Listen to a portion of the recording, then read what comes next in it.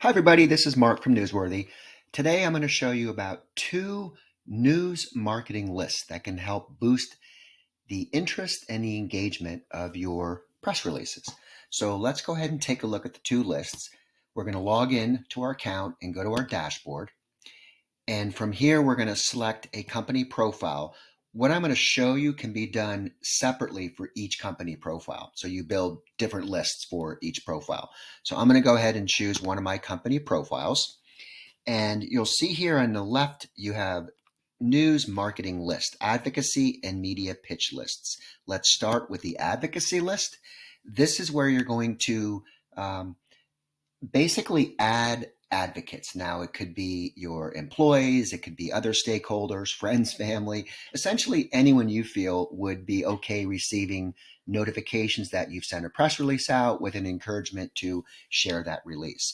Now, this is the email that they're going to receive, letting them know that they've been added to your group. And you can see this part in red. It's not actually red in the email that goes out, but it's just to show you that you can edit the part in red.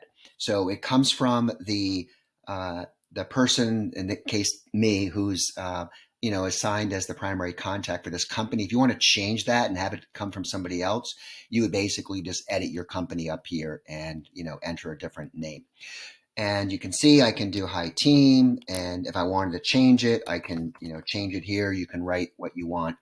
And then secondly, you're going to paste all the emails of your advocates and then go ahead and add them. And they'll be notified that they've been added. They can unsubscribe at any time. And once they're added, every time you send a press release out, they get notified that you have a new press release. And again, hopefully they'll share it. And what we've seen is that it really does boost engagement.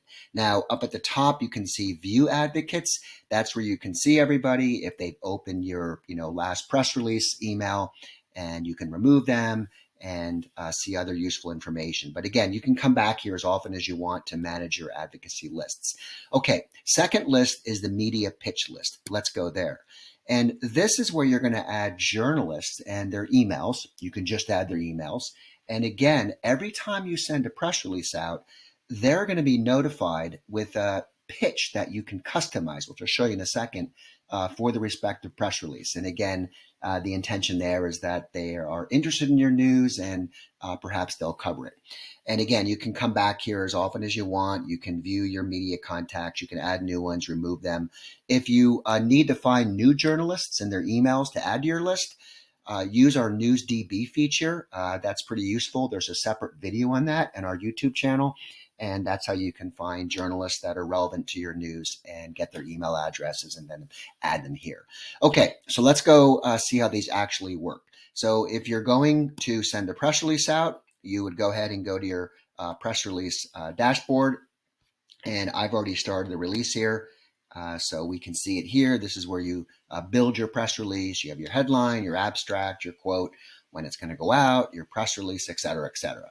Now, after you complete your press release details and add your images and get your AI suggestions, then you see your two news marketing choices, the news advocacy and media pitch. And again, you'll see this for each separate press release that you send out.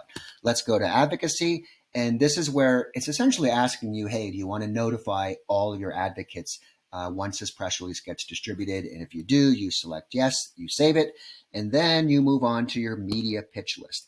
Now, our AI tools, and I've covered this in other videos, they will have already written a sample media outreach email, which you definitely want to edit to make sure it's appropriate. And you can see here it is, and you can write it up. And then once your press release goes live, if you say, yes, I want to send to my media pitch list, all your journalists that are in your journalist list are going to receive a custom email with this particular copy. And hopefully they'll take interest in your news release. So that's it. Definitely recommend that you take advantage of these two news marketing features, because in addition to the visibility you get just through our normal distribution, this really adds some additional awareness and engagement for your press releases. That's it. Good luck. Bye-bye.